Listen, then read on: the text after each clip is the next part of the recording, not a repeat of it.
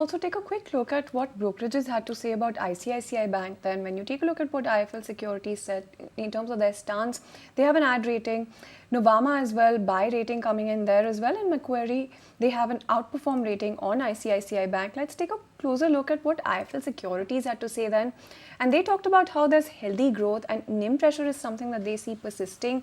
In terms of the asset quality, they see stable asset quality as well as credit costs inching up. So that's the verdict coming in from IIFL Securities as well. In terms of the valuations, then they're expecting valuation premium to narrow as well. Let's also take a look at what Nuvama had to say, because they've said that there's an outperform on key concerns. So asset quality as well as LDR and NIM is something that they've highlighted in terms of the key concerns where they see an outperform coming in. When it comes to ICICI Bank, in terms of slippages, they do see slippages that are lower than peers, and premium to peers is also something that they see expanding further. So that's the word coming in from Nuvama as well. Lastly, let's also take a quick look at what Macquarie had to say then. They're talking about how the profit is in line. They're also talking about how there is high operating expenditure that was offset by high fee income. That is something that Macquarie is highlighting. And in terms of the credit cost, they do see a normalization to 50 basis points in the near term. So that is the kind of path that they're charting out when it comes to the credit cost for ICICI Bank.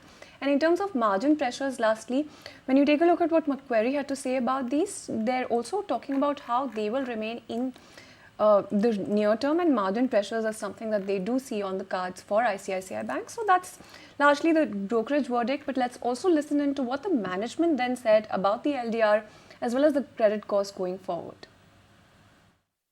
From our perspective, our strategy remains pretty much the same that we have been talking for some time. We would like to grow in a risk-calibrated fashion.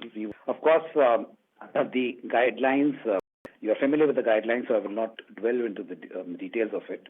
Of course, RBI from its perspective is given time till 31st August for us to comment, and this is applicable from the next fiscal year. I think the concern essentially emanates from possibility of deposit outflows in a digital banking environment. So there has been increase in outflow components for both for stable and what called less stable this thing. So yes, it will have impacts on deposit costs, loan growth, lending rates, investment yields. It's sort of a dynamic situation. But I think it's very difficult to assess impacts right now. And we will revisit our plans once the final guidelines come into place. So frankly, credit costs are well contained, if I may say so, and are below the normal levels. All right, then.